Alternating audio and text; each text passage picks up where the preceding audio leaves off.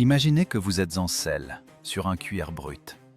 Sous vous, trépigne le meilleur destrier du monde antique, protégé par un caparaçon de bronze qui chatoie sous un soleil de plomb. Vous êtes la fierté et l'élite de l'armée lydienne, la caste supérieure.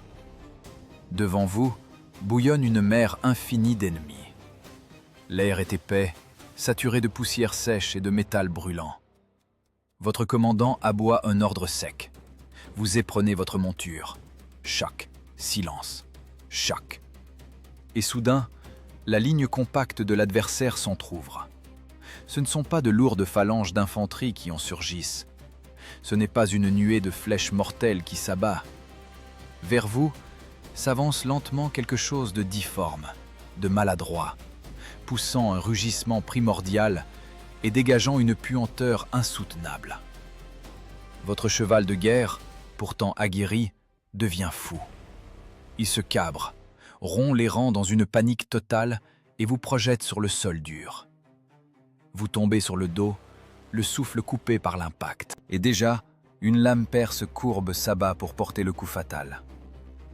Bienvenue en l'an 546 avant notre ère, le jour où l'histoire mondiale s'est brisée net dans un craquement sinistre. Comment une poignée de nomades en guenilles, venus des monts Zagros, a-t-elle pu briser la cavalerie la plus lourde et la mieux équipée de l'Antiquité? C'est une énigme tactique sur laquelle des générations de stratèges se sont cassés les dents. Et la réponse ne réside ni dans des alliages de fer secrets, ni dans la magie. La réponse, ce sont les chameaux de bas. Cyrus le Grand, chef impitoyable des Perses, a exécuté une manœuvre inédite et audacieuse à Timbra. Il savait parfaitement que les chevaux craignent instinctivement, jusqu'à la panique, l'odeur âcre et l'allure étrange des camélidés. De sang-froid, il y a juché ses archers et a lancé cette avant-garde improvisée droit sur le front de la cavalerie lydienne. Génial? Sans aucun doute. Cynique? Absolument. Les innovations militaires sentent souvent le sang et le fumier. La Perse n'a pas vaincu la puissante Lydie par le nombre, mais par une ruse sophistiquée à vous glacer le sang. L'Empire des rois, prétendant à une origine divine, est né d'un artifice logistique. Des nomades sauvages sont devenus du jour au lendemain les maîtres absolus du monde. Mais Cyrus ne se contentait pas de conquérir aveuglément des terres étrangères. Il construisait méthodiquement un gigantesque aimant géopolitique, attirant à lui les ressources de toute l'Asie. La Perse a cessé d'être une simple alliance de tribus. Elle a brutalement muté en une idée. L'idée terrifiante d'un roi des rois universel, exigeant de chaque peuple une soumission totale et servile. Mais les grandes ambitions politiques ont toujours un prix monstrueux. Un empire est une bête insatiable, qui réclame constamment de la chair fraîche.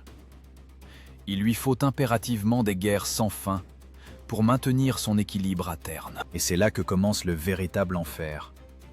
La logistique nécessaire au ravitaillement d'une armée colossale devient un cauchemar bureaucratique. L'engrenage étatique broyait méthodiquement des dizaines de milliers d'hommes par an, simplement pour empêcher les frontières de s'effondrer. Tout cela pour la chimère de la domination mondiale. Le prix payé par les gens ordinaires pour les ambitions des dirigeants était atroce. Pourriez-vous garder votre santé mentale quand votre monde habituel s'écroule en une seule journée? Quand vos cités natales ne deviennent que le combustible anonyme de la grandeur impériale d'autrui? Qui est le vrai barbare ici? Ceux qui défendent leur foyer ou ceux qui apportent l'ordre à la pointe des lances? Nous avons l'habitude naïve de voir dans les souverains de la haute antiquité de nobles sages. Oubliez ces contes de fées. La conquête du monde n'est pas une élégante partie d'échecs dans la fraîcheur d'un palais. C'est une besogne sordide, sanglante et suintante de sueur. Les Perses n'ont pas bâti de magnifiques routes de pierre pour le commerce. Ils les ont construites pour livrer la mort plus rapidement dans les provinces insoumises. Chaque millier de kilomètres de ces nouveaux tracés a été généreusement payé par les vies gâchées des bâtisseurs. Le froid appareil bureaucratique de l'Empire consignait cyniquement l'attrition de la population sur des tablettes d'argile, comme s'il envoyait de vieux chariots au rebut.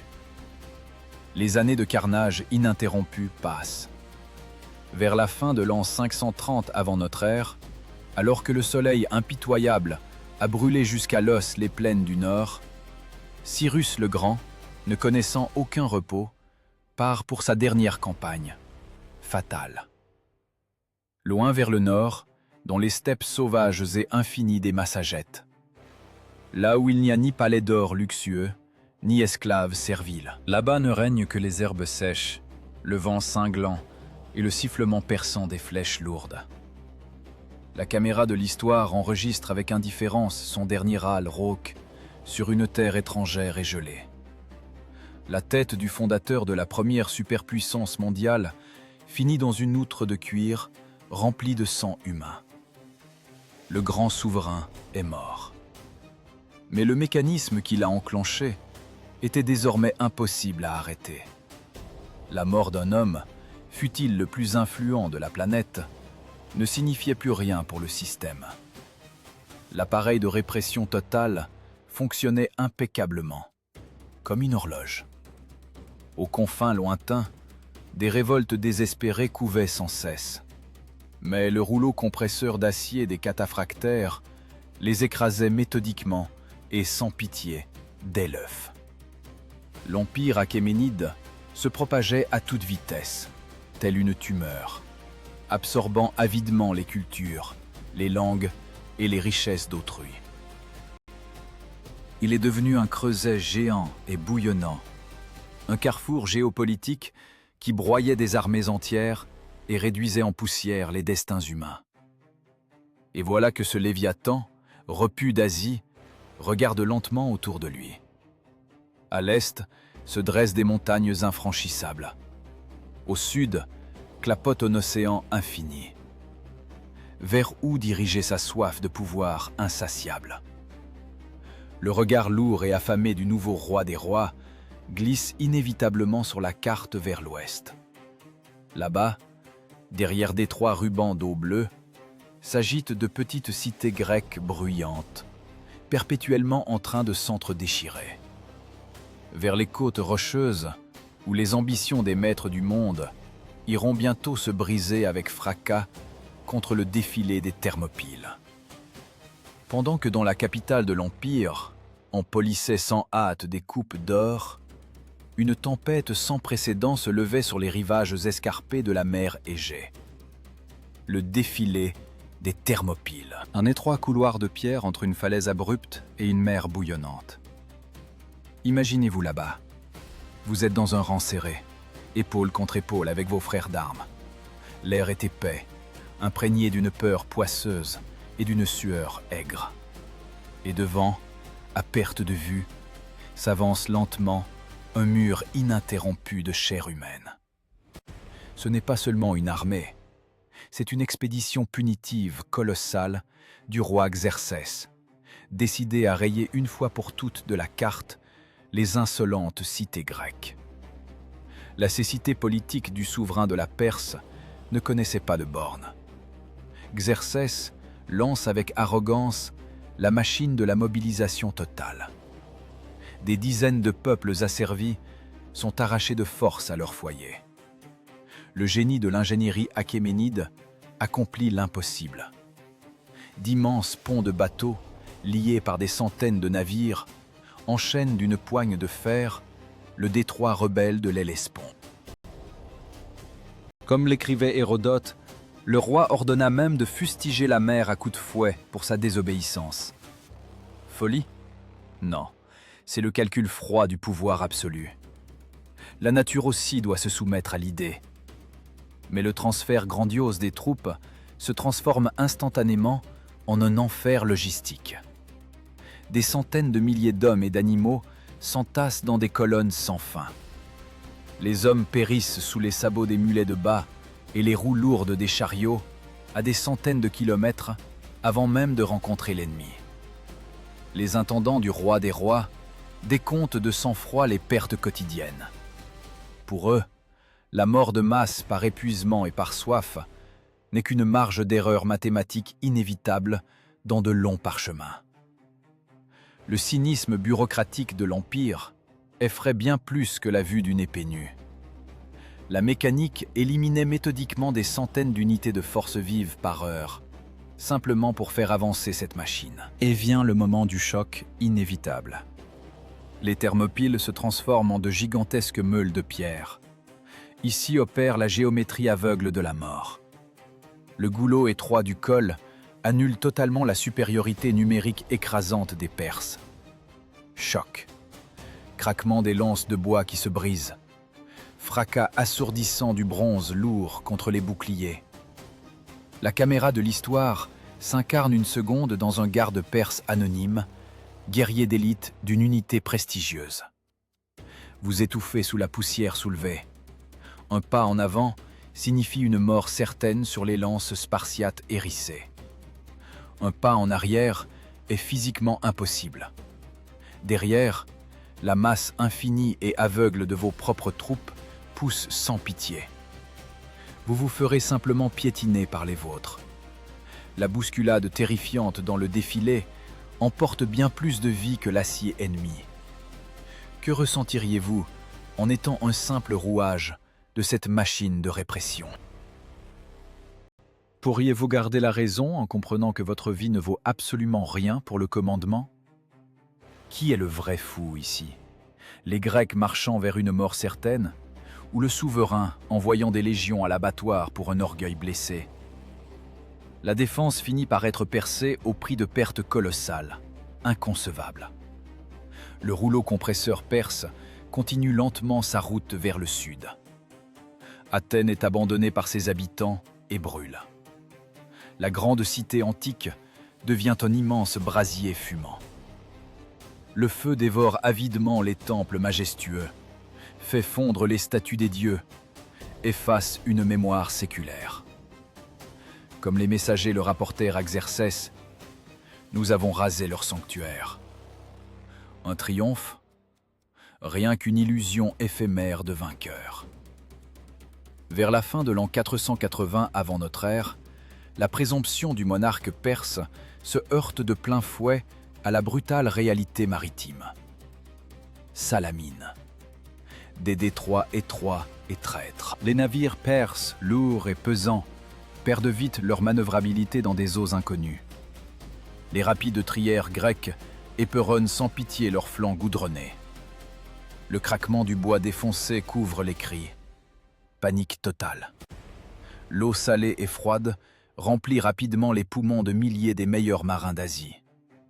L'élite de la flotte impériale coule à pic, entraînant à jamais avec elle l'arrogance et la superbe de Xerxès. La catastrophe semble absolument irréversible. La déroute de la flotte force le roi à s'enfuir en Asie, laissant une partie de son armée se faire massacrer. Mais c'est précisément là que réside la principale anomalie historique qui bouleverse notre compréhension de la guerre. La défaite sur le champ de bataille ne signifie pas du tout la perte du jeu géopolitique global. Oui, la Perse a honteusement perdu les batailles rangées, mais elle a méthodiquement monnayé toute l'époque suivante. Après 40 ans de silence, quand les lances ont rouillé, une autre arme est entrée en jeu. Pour de nombreuses décennies, l'or pur des Achéménides devient le principal instrument de pression. Les Grecs bâtissaient des phalanges parfaites pour briser les os de leurs ennemis, tandis que les Perses frappaient des darics d'or pour acheter la loyauté d'autrui. Et l'empoisonnement lent par la cupidité s'est avéré bien plus efficace que les attaques frontales. Les fiers héros de Salamine d'hier commencent à s'entretuer cyniquement pour les financements perses.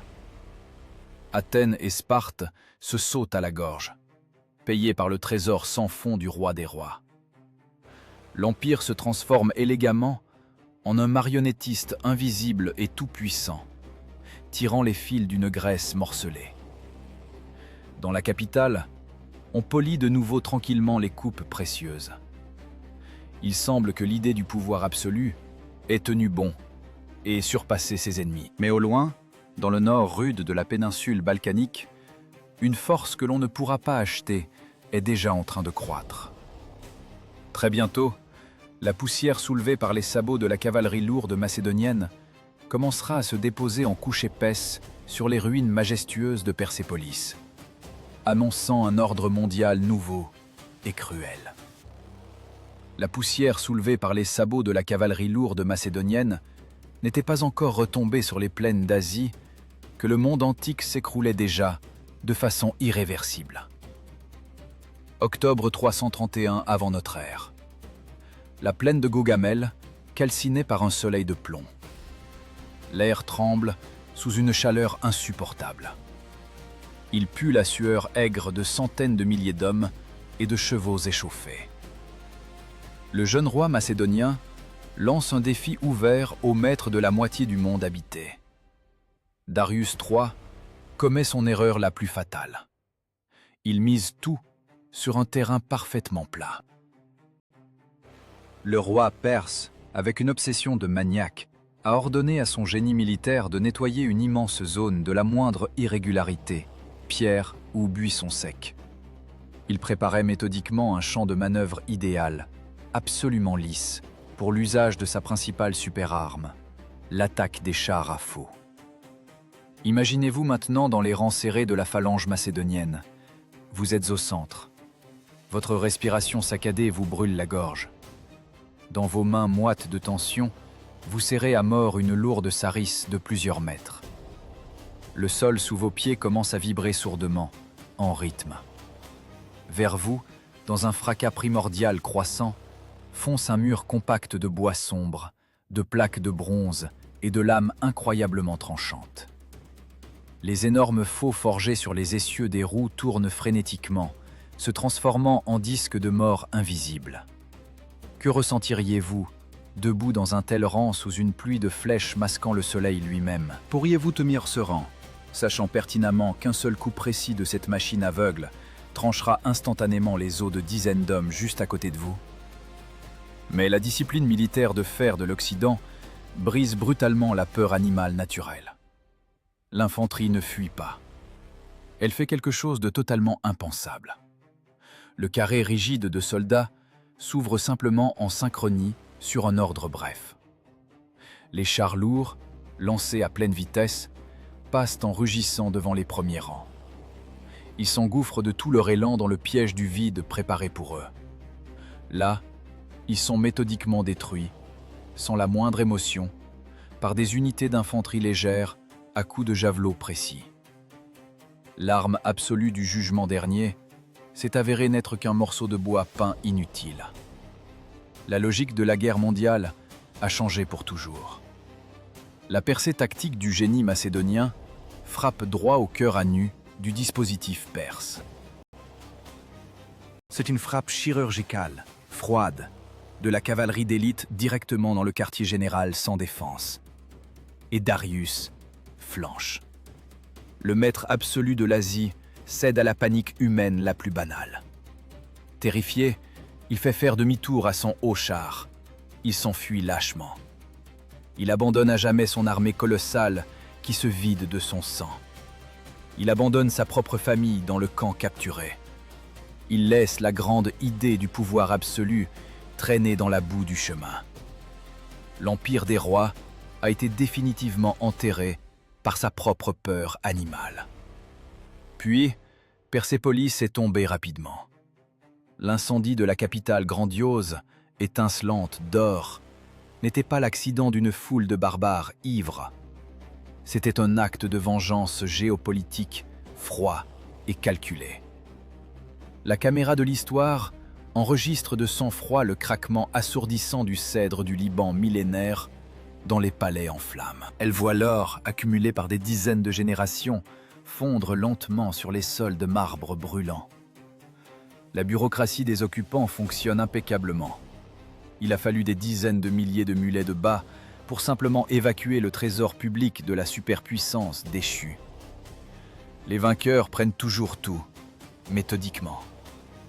Mais si vous pensez naïvement que que la Grande Guerre s'est arrêtée là, vous ne comprenez absolument pas la nature cruelle de l'Orient. Une explosion de violence incontrôlée secoue les lointaines provinces orientales. Là-bas, dans les montagnes rudes de la Bactriane, commence un tout autre jeu, épuisant pour les nerfs. Spitamenès entre en scène. Cet aristocrate sogdien refuse catégoriquement de jouer selon les règles des envahisseurs européens. Il déclenche une guerre de guérilla asymétrique, féroce et sanglante. Le lourd rouleau compresseur militaire macédonien s'enlise désespérément dans les gorges profondes. Cette nouvelle tactique de frappe soudaine épuise les garnisons régulières bien plus vite que les grandes batailles rangées. Les insurgés surgissent sans bruit du brouillard matinal épais.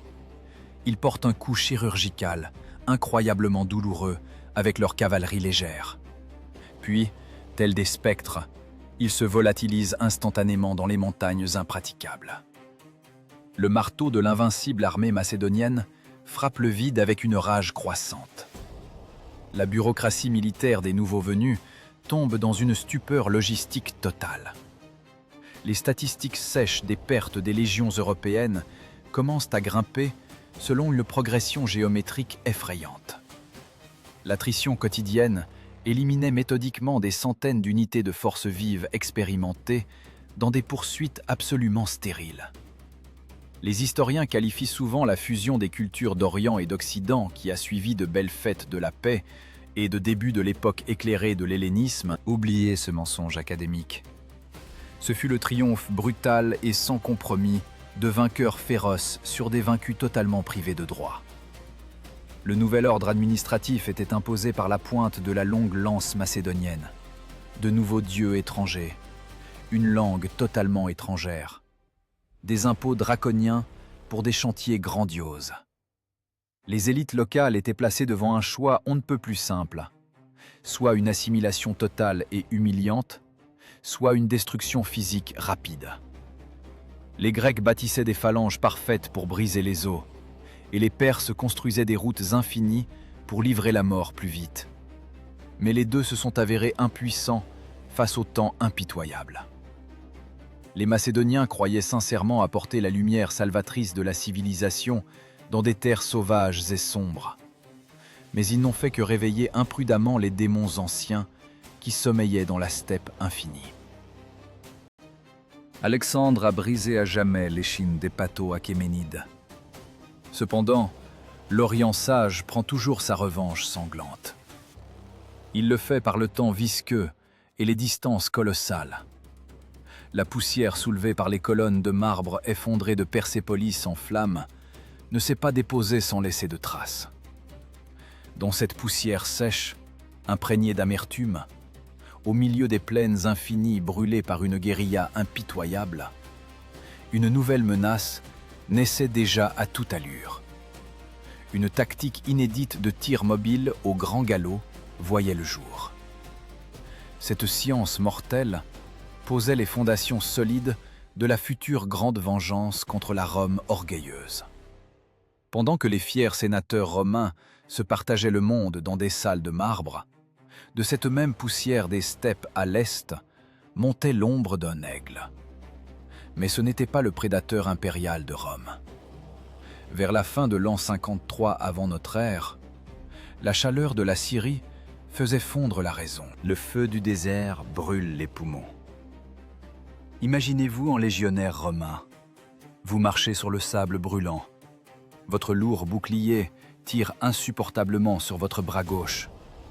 La peau sous l'armure de fer brûle comme l'enfer.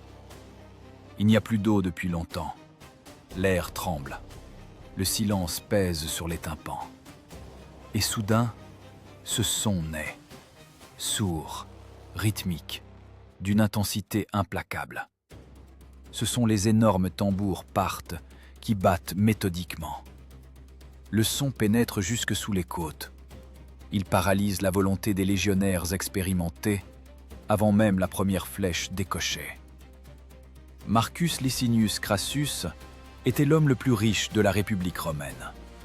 Mais l'or froid ne donne pas l'immortalité historique.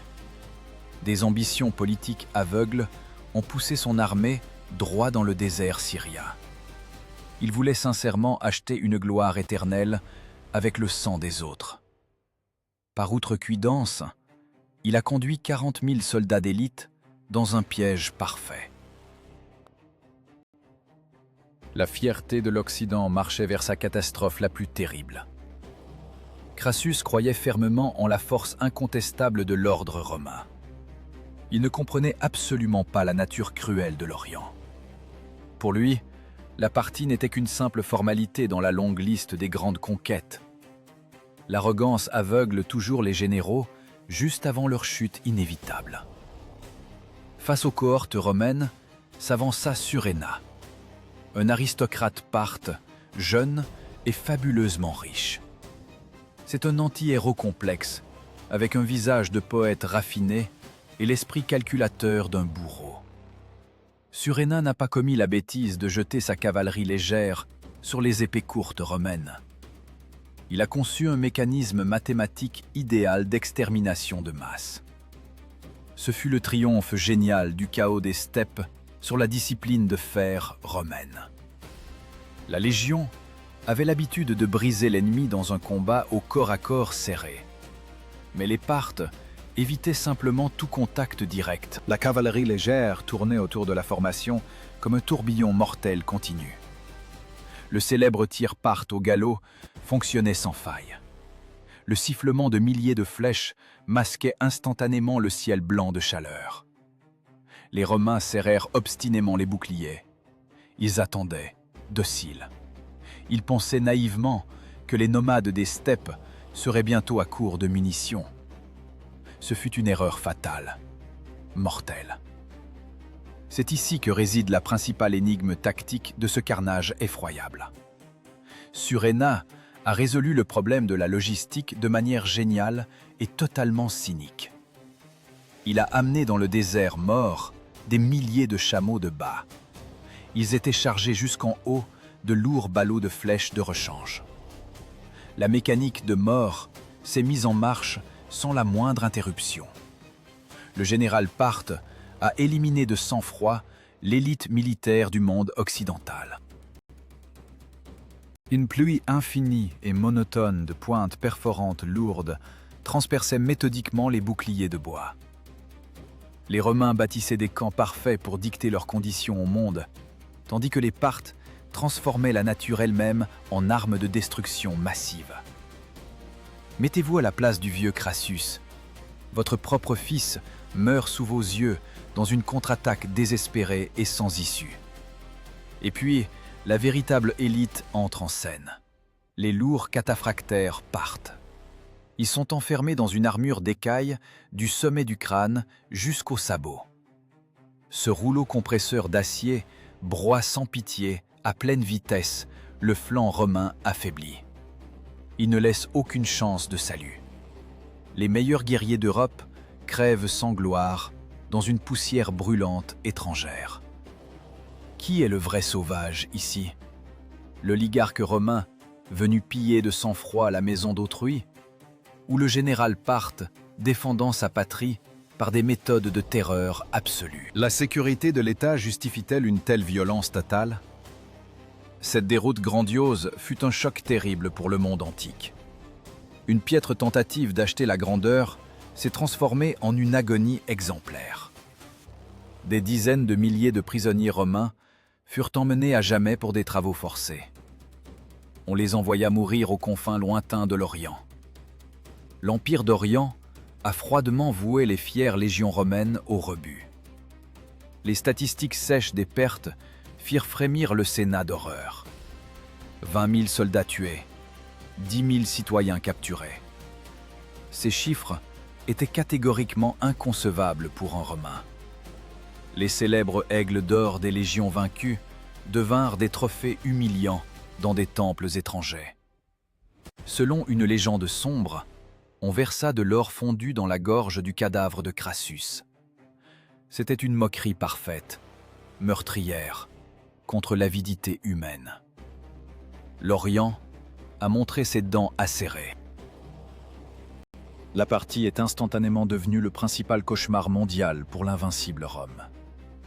Elle a érigé un mur infranchissable de chair et d'acier sur les frontières orientales. Mais le triomphe personnel du génial Suréna fut effroyablement court. La machine étatique de l'Orient ne supporte organiquement pas les héros trop brillants et trop chanceux. Dans les palais luxueux et frais, la trahison et le poison doux mûrissent toujours. Le roi Parthe a froidement exécuté son sauveur par pure jalousie. Le système impitoyable dévore toujours avec un appétit féroce ses enfants les plus talentueux. Des siècles plus tard, même cette puissante partie, qui terrifiait tout le monde, finira inévitablement par pourrir de l'intérieur. Le vide effrayant du pouvoir qui en résultera exigera de nouveau beaucoup de sang. Sur les ruines fumantes de l'ancienne puissance s'élèvera rapidement une force nouvelle, encore plus fanatique. Une force qui fera bientôt de l'empereur romain vivant son esclave personnel et soumis. Une force capable de plier le maître de l'Occident lui-même ne naît pas d'un vide géopolitique. Elle se forge toujours dans le creuset d'une crise étatique brutale. Le monde antique ne supporte pas organiquement la faiblesse. Quand la vieille dynastie Parthe, pourrie jusqu'à la moelle, s'est finalement effondrée sous le poids insupportable de sa propre corruption infinie, un vide effrayant du pouvoir absolu s'est formé. De ce chaos sanglant, dans le fracas assourdissant de l'acier lourd et le souffle pesant d'un sombre fanatisme religieux, une force nouvelle et impitoyable s'est levée avec assurance. Les Sassanides. Ils ne sont pas venus sur ces terres calcinées pour négocier. Ils sont venus pour commander sans condition. Shapur Ier était on ne peut plus éloigné de l'image d'Épinal du sage pacificateur. C'était un monarque incroyablement dur, froid et calculateur.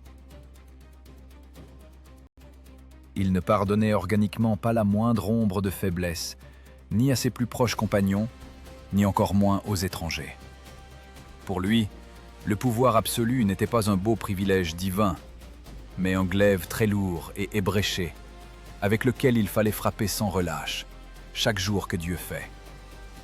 L'idée du souverain universel du monde exigeait de nouveau de ses sujets une confirmation méthodique par le sang.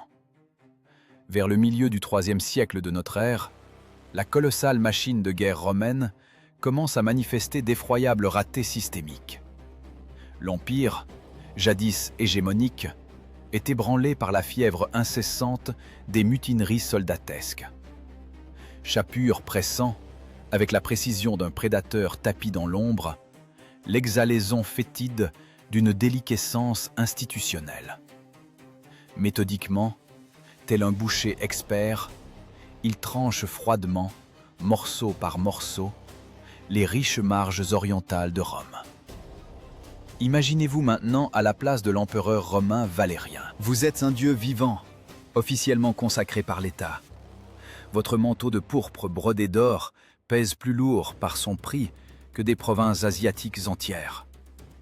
Vous menez personnellement une armée colossale de 70 000 légionnaires rudes et aguerris sous les murs poussiéreux et brûlants de la cité d'Édesse. Nous sommes en l'an 260 de notre ère. L'air est d'une densité étouffante, saturé jusqu'à la nausée par l'odeur de crasse des corps, la sueur des chevaux et une peur primitive qui monte. Mais vous êtes aveuglés par l'arrogance, certains d'une victoire éclair. Car vous êtes la Rome invincible. Et eux ne sont qu'une énième horde désorganisée de barbares sauvages. Pourtant, Shapur n'avait nulle intention de se plier aux règles d'autrui dans des joutes chevaleresques. La bataille d'Édesse ne fut en rien une confrontation héroïque entre deux adversaires égaux. Ce fut une exécution à bout portant, calculée avec une précision mathématique. Les légions romaines, épuisées à l'extrême par la pénurie d'eau potable et par une épidémie d'origine inconnue ravageant leurs camps retranchés, se retrouvèrent prises au piège dans une nasse de pierre sans issue. La cavalerie d'élite sassanide ne se jeta pas bêtement dans une charge frontale contre les glaives romains. Pourquoi risquer la vie précieuse de ses cavaliers? L'usine de mort étatique fonctionnait à la perfection, de manière rythmée et totalement détachée. Une pluie dense et ininterrompue de lourdes flèches perforantes recyclait méthodiquement les forces vives de l'élite occidentale. L'écrasement de cette armée jadis invincible ne fut pour Shapur qu'une démonstration banale, presque ennuyeuse, de sa puissance souveraine. Et c'est alors que survient ce tournant historique qui, pour toujours, glaça le sang des chroniqueurs antiques. L'empereur Valérien, maître absolu de la moitié du monde connu, ne meurt pas héroïquement au combat. Il est capturé, vivant, totalement impuissant. L'objectif de l'histoire se fixe quelques secondes sur Valérien lui-même. Des chaînes lourdes, grossièrement forgées, écorchent insupportablement vos poignets de vieillard jusqu'au sang poisseux. Vous êtes à genoux dans une poussière brûlante qui vous entaille la peau. Et juste au-dessus de vous, dans l'éclat aveuglant d'une armure d'écailles dorées, le roi des rois vous surplombe avec mépris. Regardez cette scène. Mettez-vous à sa place, là, tout de suite. Que ressentiriez-vous à l'instant précis où tout votre pouvoir divin, toute l'histoire séculaire et invincible de la grande Rome se réduit soudain à la taille d'une botte de cuir crotté qui écrase votre visage contre une terre sèche et morte avec une force inhumaine? Les Romains, de génération en génération, érigeaient de majestueux arcs de triomphe en marbre blanc pour magnifier fièrement leur victoire militaire. Les Perses agirent avec bien plus de finesse et de cruauté. Ils sculptèrent des bas-reliefs colossaux à même les parois rocheuses pour immortaliser l'humiliation d'autrui tant que ce monde durera. Valérien ne devint pas seulement un otage politique de valeur, il se transforma en un marchepied vivant. Chaque fois que l'altier Shapur montait sur son lourd destrier de guerre, le vieil empereur romain se mettait docilement à quatre pattes pour lui offrir son dos. Le cynisme bureaucratique des Sassanides atteignit ici son paroxysme. Jour après jour, ils détruisirent méthodiquement sa personnalité humaine sous les yeux de milliers de badauds. La machine étatique de l'Orient broya un dieu vivant pour en faire un morceau de chair docile et brisé. L'exécution terrifiante qui suivit de longues années de captivité ne fut que la conclusion logique de ce processus.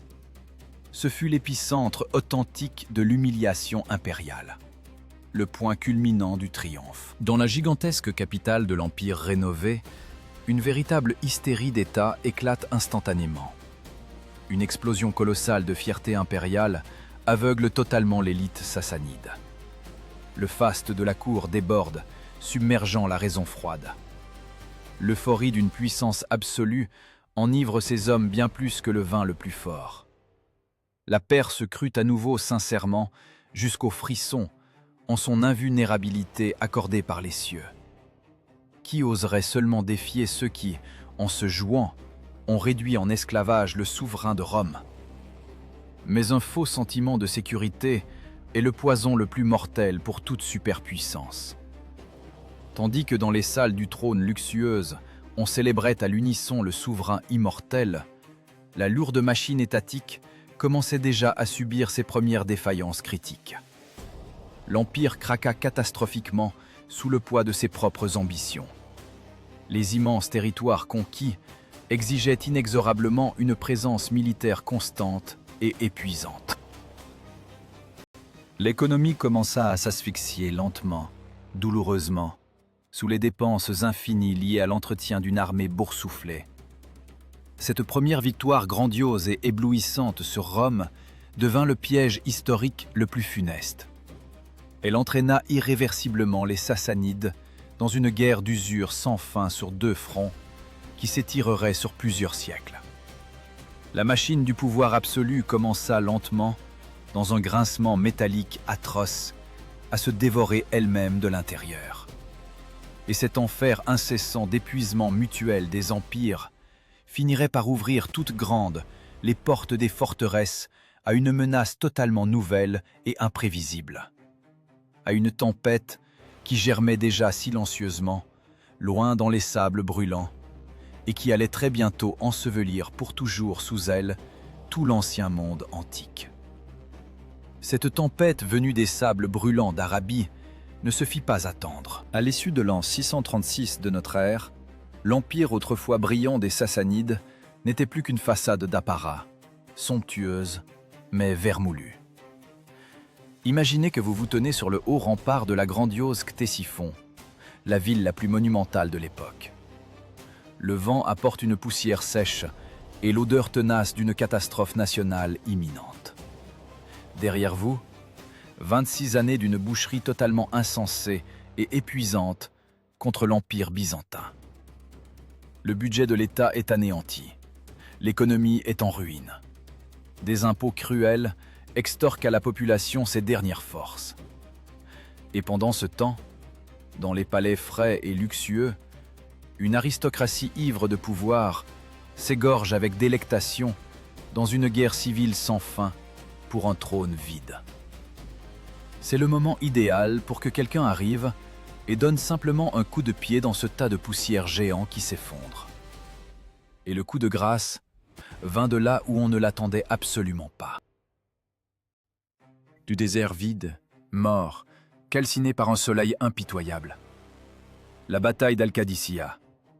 Ce n'est pas seulement une énième défaite militaire dans un manuel d'histoire aride. C'est l'exécution exemplaire et incroyablement humiliante d'une civilisation antique tout entière.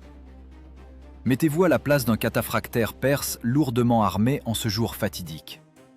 Vous portez des dizaines de kilos du meilleur acier forgé. Votre immense éléphant de guerre, semblable à une forteresse vivante, est entièrement cuirassé d'une armure d'écaille. Vous êtes le sommet reconnu de la chaîne alimentaire militaire. Vous avez l'habitude, par votre seule apparence, de mettre en fuite des peuples entiers.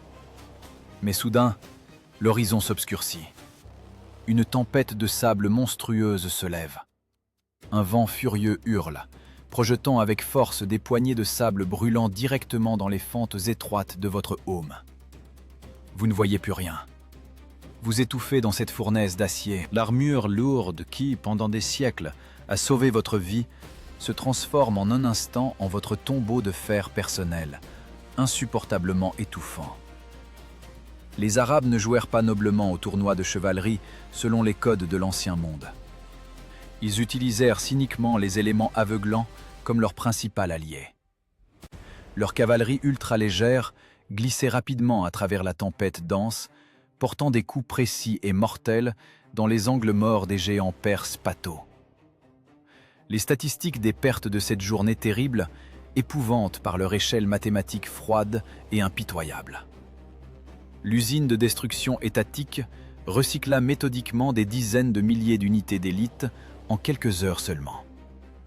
La superpuissance qui, peu de temps auparavant, dictait avec arrogance sa volonté aux empereurs romains, se noya dans son propre sang, dans l'obscurité aveugle du sable. À votre avis, qu'est-ce qui est le plus terrible? Mourir d'un coup d'épée rapide sur le champ de bataille, ou voir de ses propres yeux l'œuvre de dizaines de générations de vos ancêtres réduite à jamais en poussière en une seule journée? La chute de la gigantesque capitale fut un véritable festin pour les conquérants. Le trésor du roi des rois, minutieusement accumulé pendant des siècles, fut pillé avec un cynisme dépassant l'entendement. Le célèbre tapis colossal, connu sous le nom de « Printemps de Khosrow », brodé de milliers de pierres précieuses et de fils d'or, fut froidement découpé en morceaux par les nouveaux maîtres. Ils les distribuèrent simplement à leurs soldats comme un butin ordinaire. Pour eux, ce n'était pas un chef-d'œuvre de l'art mondial. C'était juste un capital de guerre, pratique et brillant. La grande idée du pouvoir monarchique absolu fut piétinée avec dédain par les sandales poussiéreuses des nomades. Mais l'horreur rampante et silencieuse commença un peu plus tard. La défaite militaire n'est que la moitié de la tragédie. Les vainqueurs n'apportèrent pas seulement de nouvelles lois sévères. Ils opérèrent une refonte totale et méthodique de la réalité sociale elle-même. La Perse antique s'effaçait de la carte politique du monde avec une minutie bureaucratique effrayante. L'administration d'occupation ne se contentait pas de prélever un lourd tribut sur les vaincus. Elle leur arrachait leur mémoire historique. 10 longues années après Al-Qadisiyah, la dernière tentative désespérée de résistance armée dans le nord rude fut réprimée cruellement et sans aucune émotion par les troupes régulières du califat. La réponse des nouveaux seigneurs fut glaciale et d'un pragmatisme extrême. Une conversion religieuse totale et forcée. Les feux sacrés du zoroastrisme, qui brûlaient sans interruption depuis des siècles, furent impitoyablement étouffés sous le sable. À la place des anciens temples détruits, des minarets sveltes surgirent rapidement, comme des champignons après la pluie. L'alphabet antique, d'une complexité inouïe, fut strictement interdit. L'identité culturelle millénaire était méthodiquement détruite, tel un virus dangereux au sein d'un immense organisme d'État. Pourriez-vous accepter sereinement que les noms de vos anciens dieux soient désormais illégaux à prononcer sous peine de mort? Que la langue que vos pères parlaient avec amour devienne instantanément la marque d'un paria? C'est là que réside la vérité la plus effrayante et la plus cynique de l'histoire. Les États bâtissaient des murs de pierre imprenables pour se protéger du fer froid, mais se révélèrent totalement impuissants face à une idée fanatique brûlante. Les empires meurent très rarement de vieillesse naturelle. On les assassine sauvagement. Et cette mort n'est jamais esthétique. Le monde antique s'effondra définitivement, ensevelissant pour toujours sous ses lourds décombres la morgue et la fierté des Sassanides. Le pays plongea pour de longs siècles dans l'ombre monolithique de la domination islamique. Mais l'Orient ne pardonne jamais et n'oublie jamais complètement ses racines. Même réduit en une fine poussière, il est capable de germer obstinément à travers la pierre. Cette terre lacérée se terra, accumulant en silence une énergie nouvelle, plus terrible encore. Elle attendait son heure pour affronter un jour le mal absolu et primitif, fonçant impitoyablement depuis les steppes sauvages sur de petits chevaux trapus. Une apocalypse des steppes sans précédent qui ferait pâlir d'effroi même les conquérants arabes et inonderait ces terres fatiguées de nouveaux fleuves de sang. Ce mal primitif ne se fit pas attendre longtemps. Au début de l'année 1219, les terres iraniennes brillaient d'une richesse incroyable. L'État des Khwarezm-Shahs semblait être le centre invincible du monde islamique. Les caravanes transportaient sans relâche la soie, les épices et l'or pur. Les bibliothèques regorgeaient de parchemins inestimables. Les mosquées frappaient l'imagination par leurs dômes grandioses. Les dirigeants croyaient fermement en leur impunité absolue. L'orgueil aveugle toujours les monarques plus que le soleil le plus ardent. Le souverain local commet l'erreur politique la plus coûteuse de toute l'histoire de l'humanité. Avec arrogance, il ordonne d'humilier et d'exécuter les émissaires commerciaux de Gengis Khan. Pourquoi négocier avec des sauvages vêtus de peau de bête? Cette décision signa l'arrêt de mort d'une civilisation entière. Le prix à payer fut immédiat. De l'Est déferla non pas une énième armée de nomades, mais des toumans infinis de cavaliers cuirassés de cuir épais. C'était une machine de destruction collective parfaite, idéalement rodée. L'arrivée des troupes de Gengis Khan marqua la première guerre totale de l'histoire mondiale. Une guerre visant l'effacement physique complet de l'adversaire. Les Mongols n'avaient pas l'intention de régner sur ces villes bruyantes. Ils les transformaient froidement en pâturage pour leurs chevaux. Les sièges des grandes métropoles, comme l'antique Nishapur et la prospère Merv, frappaient par leur technicité. Les envahisseurs poussaient devant eux des foules de prisonniers locaux, les utilisant cyniquement comme boucliers humains pour donner l'assaut aux hauts murs de pierre. Imaginez-vous maintenant dans la cave sombre et humide d'une riche demeure. Vous serrez fort contre votre poitrine un enfant qui pleure. Votre dos est couvert d'une sueur froide et poisseuse. En haut, tout votre monde habituel s'effondre. Vous entendez distinctement le martèlement ininterrompu de milliers de sabots sur les rues pavées. Puis retentit le craquement sourd des charpentes qui brûlent. L'air se sature de l'odeur suffocante du roussi. Et puis vient un silence de mort. Plus personne ne crie. Plus personne ne demande grâce. Les envahisseurs ne ressentaient aucune rage, ni haine personnelle envers les vaincus. Ils accomplissaient simplement leur tâche quotidienne. Le broyeur impitoyable recycla méthodiquement des centaines de milliers d'habitants en quelques jours. Les chefs de Touman mongols exigeaient de leurs subordonnés une comptabilité stricte. Des pyramides soignées de crânes humains s'élevaient devant les portes détruites des villes. Ce n'était pas un acte de sadisme primitif. C'était le rapport bureaucratique, froid et sans âme, des bourreaux devant leur commandement suprême.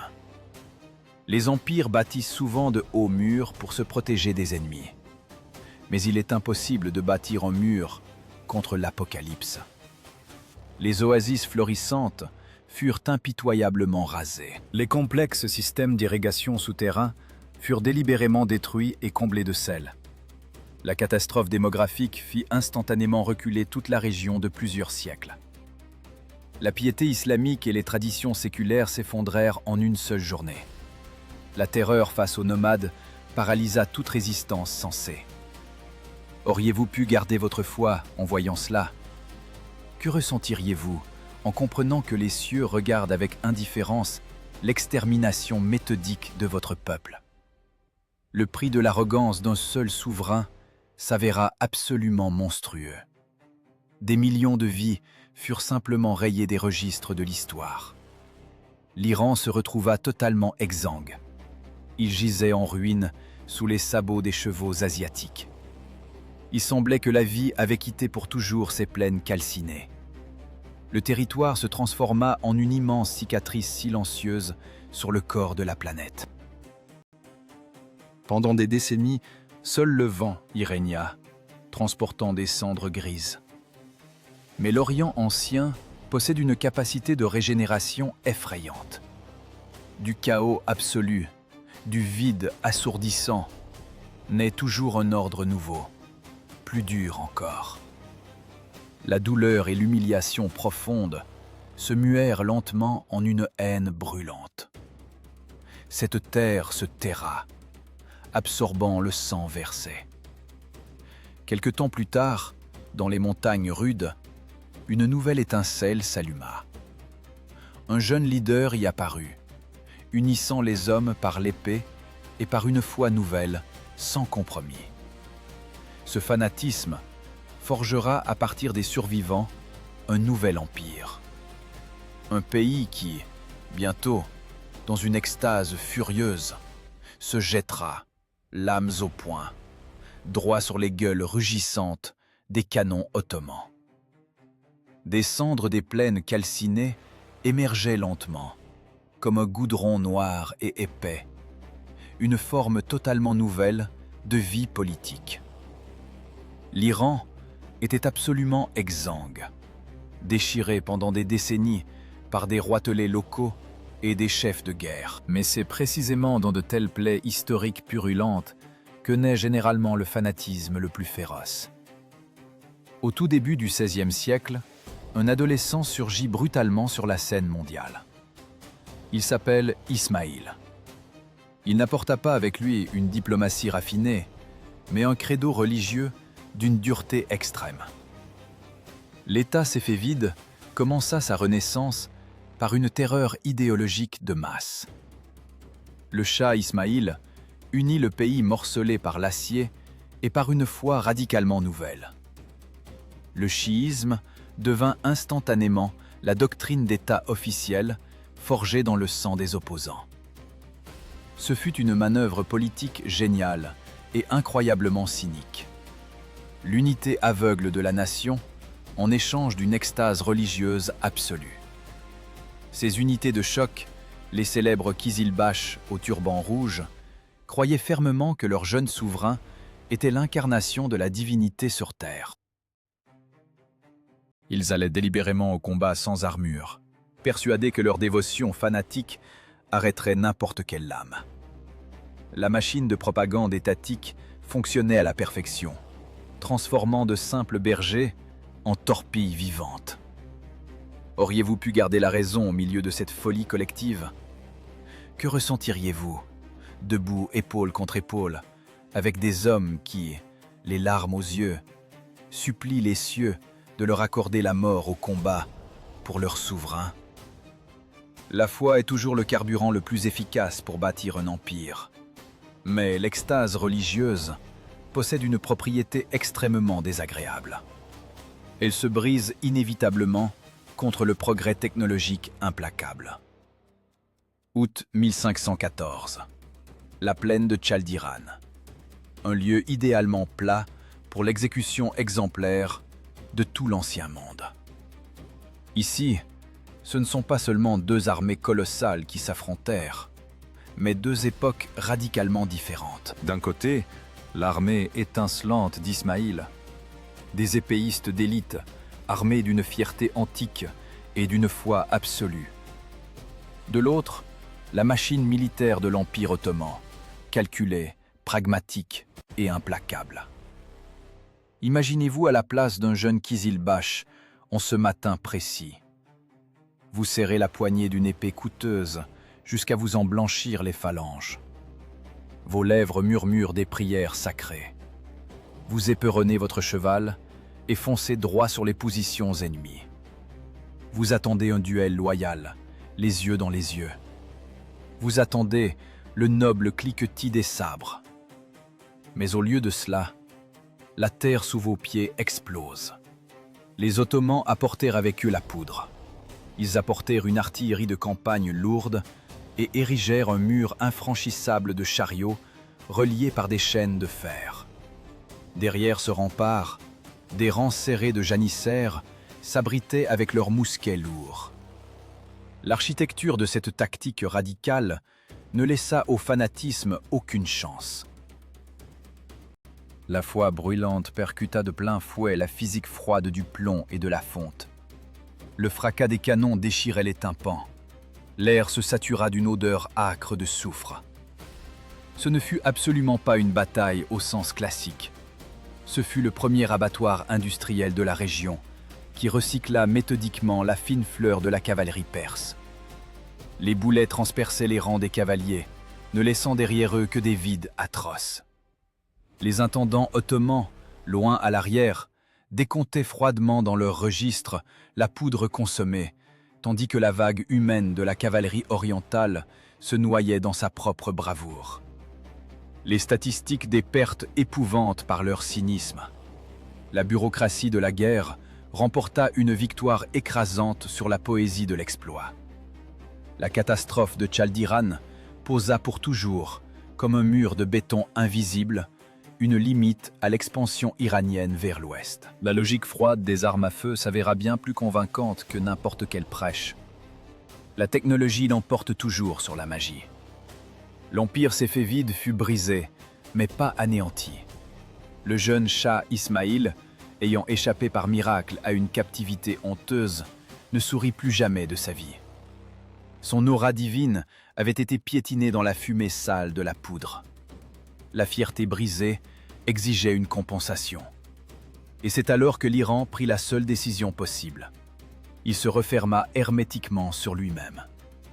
Commença alors le célèbre âge d'or des constructions d'Ispahan. L'État dirigea toute son énergie vers l'intérieur de ces nouvelles frontières rétrécies. On érigea des mosquées incroyables aux coupoles d'azur, des ponts monumentaux et des palais luxueux. Des ornements géométriques complexes, des proportions parfaites, le raffinement des arts. Bâtir des jardins d'Éden sur sa propre terre, s'avéra bien moins périlleux que de tenter de conquérir l'enfer chez des voisins technologiquement avancés. L'Iran se transforma en une forteresse gigantesque, fabuleusement riche, mais totalement isolée. Le pays se figea volontairement dans une stagnation historique cristalline, savourant sa propre culture. Cependant, les lois de la géopolitique ne supportent pas l'immobilisme. L'isolation engendre l'illusion d'une sécurité totale. Et les montagnes d'or accumulées ont une odeur spécifique, extrêmement attirante. Cet éclat des diamants attirera bientôt l'attention de ceux qui prennent ce qu'ils veulent par la force brute. Des montagnes afghanes descendait déjà une ombre nouvelle, plus sombre encore. L'ombre d'un génie de la stratégie militaire qui ne connaissait aucune pitié. L'ombre d'un homme prêt à détruire ce paradis illusoire pour s'emparer du trône le plus précieux du monde connu. L'illusion d'une sécurité de cristal vola en éclats à l'automne 1722. Ispahan, perle de l'Orient, étouffait dans le cercle d'un siège impitoyable. Imaginez-vous à la place d'un notable de la ville en ces jours terribles. Vous êtes assis dans un palais luxueux aux hautes voûtes d'azur. Autour de vous, des tapis de soie et des miniatures raffinées. Mais sur les plats d'or, il n'y a aucune nourriture. Dans un désespoir silencieux, vous regardez vos enfants se partager un dernier morceau de galette moisie, mêlé à la poussière. Derrière les remparts, on ne voit aucun étendard sauveur. Là, se tiennent des tribus afghanes rudes et affamées, qui resserrent le nœud coulant fatal sur la gorge de la capitale. Quand les lourdes portes de bois s'effondrèrent enfin, le paradis de contes de fées se transforma instantanément en un brasier fumant. Une fierté multiséculaire fut piétinée dans la boue sanglante. Le pays sombra brutalement dans un chaos absolu. L'appareil d'État avait cessé d'exister. Mais de ce vide abyssal surgit, tel un démon vengeur, un homme dépourvu de la moindre once de pitié, Nadir Shah.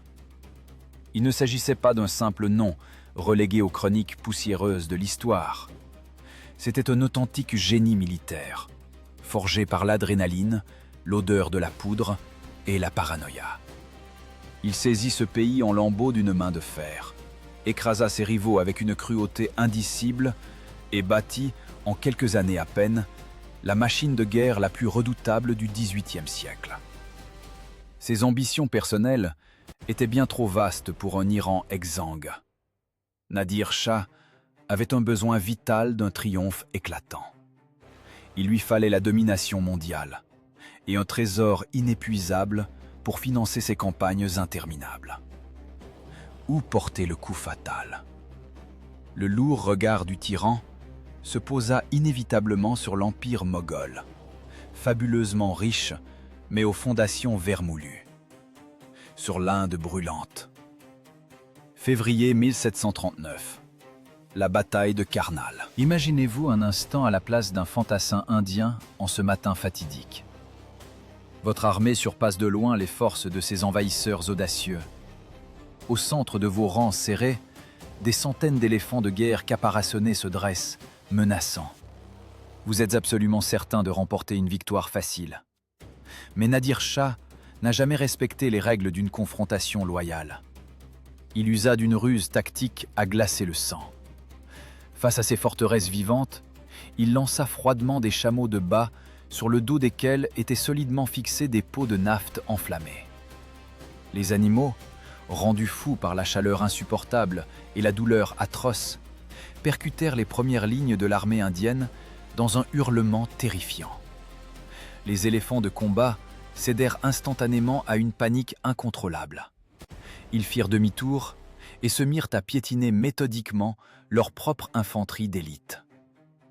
La mathématique de la mort fonctionna à la perfection.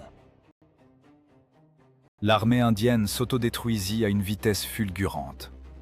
Ce carnage broya des dizaines de milliers d'hommes en à peine 2 heures.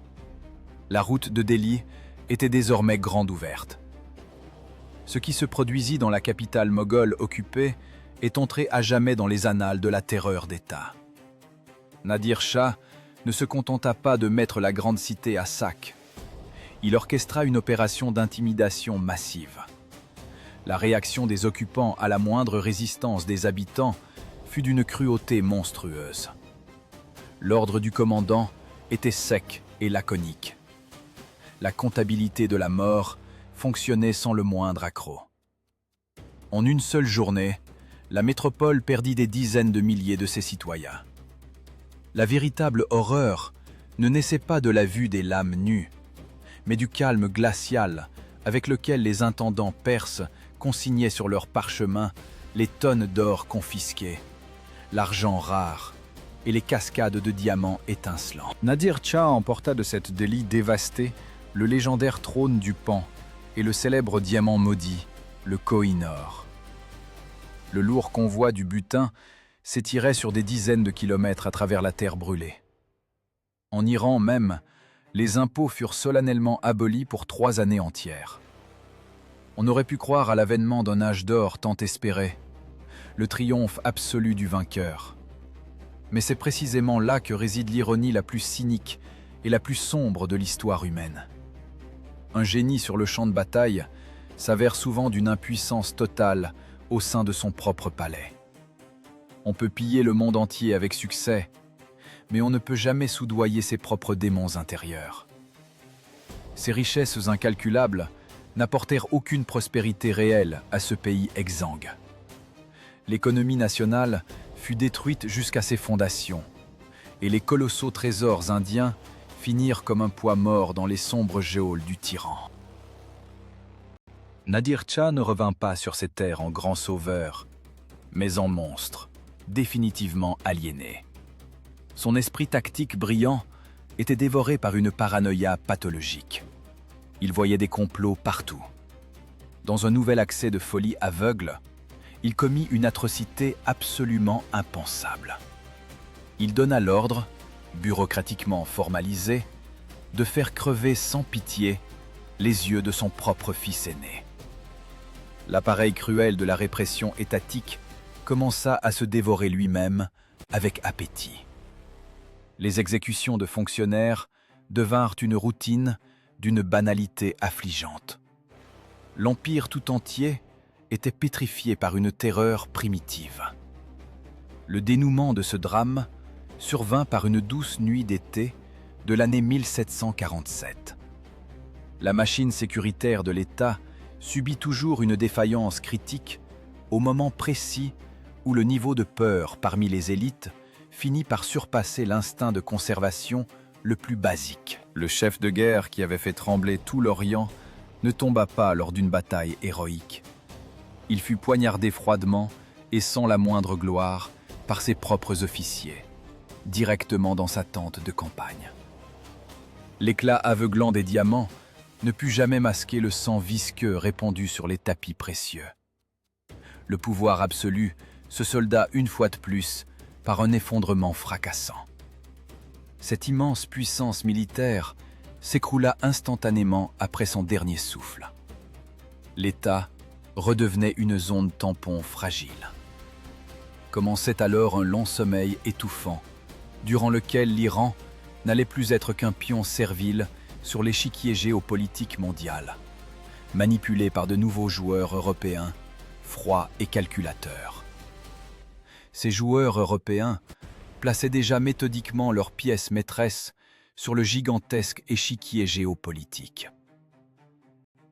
Tandis que l'Iran, autrefois si grand, saigné à blanc par la paranoïa et la mort de son dernier grand conquérant, se débattait dans l'agonie des luttes intestines, le monde autour de lui changeait de manière rapide et irréversible. À la fin du XVIIIe siècle, à travers un brouillard sanglant, une toute nouvelle dynastie se fraya un chemin vers le pouvoir absolu. Les Qadjars. Ils firent de Téhéran, bourgade poussiéreuse et insignifiante, leur nouvelle capitale. Mais ne vous y trompez pas. Ce n'était plus du tout cet empire d'acier étincelant qui faisait jadis trembler les puissants empereurs romains. Se dressait désormais un colosse aux pieds d'argile incroyablement fragile. Un État qui, en guise de sang bouillant, traînait des dettes étrangères abyssales. et en guise de muscles d'acier, souffrait d'une corruption bureaucratique endémique, rongeant ses forces vives. Comment une superpuissance militaire, capable de défier seule la moitié du monde, s'est-elle transformée en une marionnette servile et docile? Cette anomalie historique force à réfléchir sur la nature même du pouvoir. Le début du XIXe siècle apporte aux frontières nord du pays le tonnerre effrayant et méthodique des lourds canons russes. Il ne s'agit plus de simples raids de nomades. C'est le choc frontal avec la machine de guerre industrielle et impitoyable de l'Occident. Mettez-vous à la place d'un général perse expérimenté de cette époque charnière. Vous vous tenez sur une colline élevée. L'air est glacial, il vous brûle les poumons. Vous déployez vos unités d'avant-garde, vêtues de cafetans de soie brodés d'or. Vos cavaliers serrent dans leurs mains des sabres courbes en acier de Damas, ce métal légendaire. Ils sont prêts à mourir pour leur honneur. Et face à vous, surgissant du brouillard matinal en formation rectangulaire parfaite et silencieuse, s'avancent des fantassins austères en uniforme vert. Ils n'ont aucune intention de vous provoquer en un duel noble et loyal. Ils se contentent, froidement, en consultant des tables balistiques, de pulvériser votre orgueil séculaire à coups de shrapnel explosif. L'impact. Une pause. Le gémissement sourd de centaines de blessés. Deux guerres russo-persanes épuisantes ne se terminent pas seulement par une énième défaite militaire, et s'achèvent par une humiliation nationale cinglante et sans précédent. Des traités de paix aux conditions draconiennes sont signés. Ces documents ne sont pas que de l'encre séchée sur du parchemin jauni. C'est un arrêt de mort pour l'indépendance. Le pays perd à jamais d'immenses territoires stratégiques dans le Caucase. Mais le pire est ailleurs. L'Iran perd irrémédiablement sa souveraineté. Les conflits armés ouverts au nord cessent pour toujours. Commence alors une guerre d'un genre nouveau, silencieuse, mais 1000 fois plus mortelle. Une guerre sans le moindre coup de feu. Une guerre menée derrière les portes closes de luxueuses ambassades. C'est l'avènement de l'ère cynique du grand jeu. L'Empire antique est transformé, avec une élégance et une cruauté extrêmes, en une zone tampon totalement privée de droit. Ce n'est plus qu'un immense tapis que les puissants de ce monde ont déroulé entre les intérêts coloniaux cupides de l'Empire britannique au sud et l'Empire russe en pleine expansion au nord. Jetez un œil dans ces cabinets embrumés par la fumée de cigares forts, dans les palais cossus de Londres et de Saint-Pétersbourg. C'est là que, sirotant un vieux cognac, des diplomates étrangers impassibles tracent soigneusement, d'un coup de crayon bien taillé, de nouvelles frontières à même la chair des peuples, sur de vieilles cartes. Et que font pendant ce temps les grands chats? Les souverains de la dynastie Kadjar préféraient tout bonnement fermer les yeux sur la catastrophe nationale imminente. Ils vendaient leur propre pays à la découpe avec une jouissance non dissimulée afin de financer leurs tournées incroyablement coûteuses dans les capitales d'Europe. Des concessions économiques exorbitantes étaient distribuées aux étrangers à tour de bras. L'intégralité du tabac, le télégraphe moderne, les rares chemins de fer, le secteur bancaire, tout cela, du jour au lendemain, n'appartenait plus au peuple iranien. La mécanique de la trahison nationale fonctionnait sans le moindre bruit. Le budget de l'État s'écoulait comme un fleuve directement dans les poches des consuls étrangers et des marchands avides. Qui est ici le véritable traître méritant une malédiction éternelle? L'étranger qui envahit votre terre les armes à la main, ou le souverain légitime qui vend avec le sourire les clés de la ville en échange d'un billet pour l'Opéra de Paris et d'un nouvel appareil photo? Retenez cette règle glaciale et infaillible de l'histoire. On peut tuer les empires à petit feu et dont la douleur par le fer. Mais il est bien moins cher, plus silencieux et infiniment plus sûr de les étrangler avec des contrats de prêt léonins. L'objectif de l'histoire s'attarde un instant sur un petit marchand ordinaire dans le bazar bruyant de Téhéran à la fin du XIXe siècle. Vous êtes derrière votre étal en bois. Vous payez des impôts spoliateurs à des étrangers pour avoir le simple droit de vendre votre marchandise. Vous fumez un tabac local qui, selon la loi, appartient désormais intégralement à la lointaine couronne britannique. Votre patrie disparaît à petit feu, dépecée en lambeaux sanglants, dans les coffres-forts sans fond des banquiers européens. Vous ressentez physiquement cette odeur poisseuse et humiliante de votre propre impuissance absolue. Les palais majestueux tombent en ruine et s'effritent. Les rues autrefois animées se remplissent des murmures paranoïaques des espions et des pleurs étouffés des enfants affamés. Le pays s'enfonce profondément dans le long sommeil léthargique et étouffant d'un esclavage semi-colonial. Mais tout sommeil historique, même le plus profond et le plus sombre, finit inévitablement par s'achever.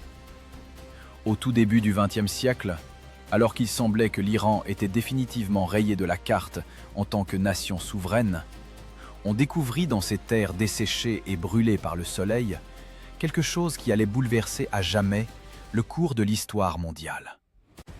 D'un puits profond, foré dans la roche au sud-ouest, un liquide épais, noir et diabolique jaillit dans un sifflement assourdissant.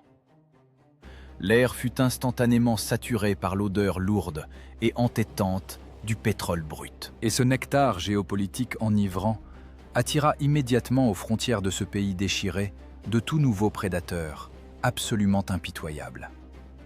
Des prédateurs qui ne portaient plus de sabres cliquetants, ni d'épaulettes rutilantes, mais qui privilégiaient les costumes sombres et agissaient sous les mandats secrets de puissants services de renseignement occidentaux.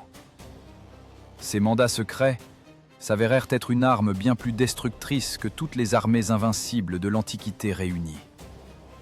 Au début des années 40, l'Iran perdit définitivement jusqu'à la fragile illusion de sa propre souveraineté nationale. La Seconde Guerre mondiale exposa de manière impitoyable et flagrante la faiblesse militaire absolue du pouvoir local. Les colonnes blindées des chars soviétiques et britanniques pénétrèrent dans Téhéran avec une facilité déconcertante, presque paresseusement, sans tirer le moindre coup de feu. Le fier empire, dont les souverains obligeaient autrefois les puissants Césars romains à ramper à genoux, cédait désormais docilement ses territoires ancestraux pour les besoins logistiques d'une boucherie mondiale qui ne le concernait pas. On réquisitionna simplement ce pays immense et millénaire, à titre gratuit, comme un vulgaire entrepôt de transit au carrefour des routes mondiales. Mais le véritable cauchemar, celui qui glace le sang, commença lorsque le tonnerre de l'artillerie se tut en Europe. En Orient, une bataille impitoyable pour le sang noir de la terre s'engagea. Au début des années 50, une révolte politique d'une audace inouïe éclata dans la capitale. Ce n'était pas le soulèvement de paysans affamés, ni un djihad religieux aveugle. C'était la fronde d'un intellectuel élégant et brillamment éduqué. Le Premier ministre Mohammad Mossadegh commit un suicide politique absolument impensable pour l'époque. Il osa lancer un défi ouvert et sans compromis au tout-puissant monopole pétrolier britannique. Il proclama solennellement la nationalisation. Le pétrole, qui dormait tranquillement depuis des siècles dans les entrailles de la terre perse, devait désormais appartenir au seul peuple iranien. Cela ressemble à un beau conte inspirant, n'est-ce pas? Mais les multinationales ne pardonnent par nature aucune atteinte à leurs marges bénéficiaires. Dans les hautes sphères de Washington et de Londres, une décision glaciale et mathématiquement calculée fut prise. La machine bureaucratique lança une opération secrète de grande envergure sous le nom de code Ajax. Imaginez-vous dans la peau d'un simple étudiant par une chaude journée d'août 1953. Vous vous trouvez dans une ruelle étroite et poussiéreuse de Téhéran. L'air est incroyablement lourd, vibrant littéralement sous la chaleur insupportable et l'hystérie collective montante. Autour de vous, une foule immense et agressive s'agite. Mais il ne s'agit nullement d'une colère populaire sincère. vous voyez clairement comment, depuis les coffres ouverts de voitures noires banalisées, on distribue généreusement des liasses de dollars américains neufs et craquants à des gaillards à la carrure athlétique. Vous entendez des provocateurs payés s'égosiller dans la foule, attisant méthodiquement la haine. L'odeur de la poudre se mêle de façon indélébile à la puanteur écœurante des pneus calcinés. Les services secrets étrangers, tels des marionnettistes expérimentés, mettent en scène un coup d'État sanglant sous vos yeux ébahis. La bureaucratie des opérations clandestines remporte une victoire éclatante sur la volonté d'une nation entière. Retenez cette leçon cruelle. La démocratie s'arrête exactement là où commencent les intérêts du capital transnational. Le Premier ministre légitime, élu par le peuple, est instantanément renversé et jeté derrière les barreaux. Sur le trône d'or revient triomphalement un homme de paille à la solde de l'Occident. Le Shah lance sa célèbre et grandiose Révolution blanche. On commence à briser le pays par la force brute, de manière incroyablement cruelle, pour le plier aux standards étincelants du capitalisme occidental. Dans la capitale, on construit à la hâte des casinos luxueux. Les vitrines des magasins du centre-ville regorgent d'alcools importés hors de prix, de montres suisses et de vêtements européens à la mode. Mais cette façade occidentale au néon tapageur dissimule un envers monstrueux, totalement putréfié. Toute cette modernisation imposée d'en haut est abondamment arrosée par les larmes et la peur poisseuse des dissidents. La moindre velléité de pensée libre est écrasée dans l'œuf. La SAVAK entre en scène, la police secrète d'État, l'une des structures de répression les plus efficaces et les plus impitoyables du XXe siècle, soigneusement formée par des instructeurs militaires étrangers. Pourriez-vous boire tranquillement votre thé matinal en sachant pertinemment que la nuit dernière, votre vieux voisin a été emmené pour toujours dans les caves en béton insonorisées d'une prison secrète, pour le simple fait d'avoir lu à haute voix un livre interdit? Que ressentiriez-vous en voyant les valeurs profondes et fondamentales de vos ancêtres cyniquement bafouées sur les écrans de la télévision d'État? Cette société millénaire est impitoyablement fracturée en deux par un gouffre social infranchissable. D'un côté, une élite laïque fabuleusement riche, baignant dans un flot inépuisable de pétrodollars. De l'autre, une majorité conservatrice qui s'appauvrit rapidement et s'aigrit. L'Iran devient une véritable plaie à vif. Une censure féroce étouffe la presse, et les cellules humides des prisons regorgent de poètes et de religieux radicaux. Les dirigeants tentent naïvement d'acheter la loyauté des citoyens avec une belle vitrine de néon, mais il est impossible de bâtir un avenir stable sur les fondations d'une terreur absolue. Une modernisation imposée exclusivement à coups de matraque engendre toujours des monstres assoiffés de sang. Le Shah était absolument certain de contrôler la situation en verrouillant méthodiquement les soupapes d'une immense chaudière sociale. Mais la pression à l'intérieur de cette étuve en surchauffe avait depuis longtemps atteint un point critique incontrôlable. Dans les cuisines exiguës et enfumées, tout comme dans le silence vibrant des mosquées, une explosion sociale sans précédent mûrissait déjà au grand jour. Cette rage, comprimée par des décennies d'humiliation, allait très bientôt se déverser sur les larges avenues. Elle allait déferler pour balayer à jamais la monarchie millénaire et plonger tout un pays dans une nouvelle réalité effrayante. Une réalité où le fanatisme religieux aveugle se fondrait de manière indélébile avec la tactique monstrueuse des combats de position et des tranchées sans fin, inondées d'eau et de sang. Cette tactique monstrueuse des tranchées inondées de sang devint une réalité terrifiante dès que l'illusoire façade occidentale s'effondra définitivement. En février 1979, une foule de plusieurs millions de personnes, aveuglées par une colère légitime et une extase religieuse inouïe, balaya la monarchie millénaire comme un vulgaire château de cartes. Le trône le plus puissant du Moyen-Orient se retrouva soudain vide. L'euphorie grandiose de la proclamation de la République islamique inonda instantanément les grandes places de Téhéran. Les gens pleuraient sincèrement de joie en arrachant des murs les portraits du Shah en fuite. Mais n'importe quel historien cynique vous rappellera une vérité amère et immuable. Les révolutions ne sentent jamais la rose, ni la liberté. Elles sentent le pneu calciné, la terre retournée et le sang frais. Et elles exigent toujours des sacrifices colossaux, impensables. La poussière n'était pas encore retombée sur les symboles brisés de l'ancien pouvoir qu'un nouvel ennemi, froid et calculateur, s'abattait déjà sur ce pays épuisé en frappant par l'ouest. Le dictateur irakien Saddam Hussein prit une décision froide et pragmatique. Il estima que le pays voisin, purgé de ses généraux expérimentés et déchiré par des luttes intestines féroces, serait une proie facile, presque offerte. Ce fut l'erreur fatale d'un dirigeant trop ambitieux. Un énième leader qui n'avait absolument rien compris à la nature cruelle et mystique de ce carrefour géopolitique antique. Il pensait partir en guerre contre les restes désorganisés d'une armée régulière. Il se heurta de plein fouet au fanatisme réveillé, viscéral et absolument aveugle d'une nation entière.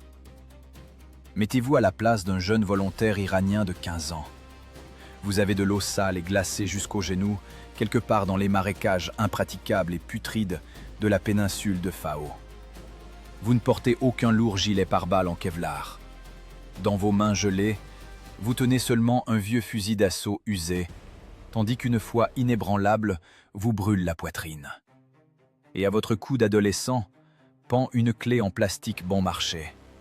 Cette fameuse clé dont les mollahs vous ont solennellement juré, sur les places publiques, qu'elle vous ouvrirait à coup sûr les portes étincelantes du paradis éternel.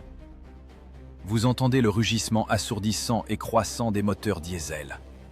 Droit sur vous, broyant les roseaux secs, rampent inexorablement les lourds chars irakiens. Votre commandant hurle une prière sacrée, et vous vous jetez en avant. Droit sur les mitrailleuses de gros calibre, droit sur les champs de mines invisibles. Ce n'était absolument pas une guerre moderne, faite de groupes mobiles. C'était un bond en arrière atroce et absurde.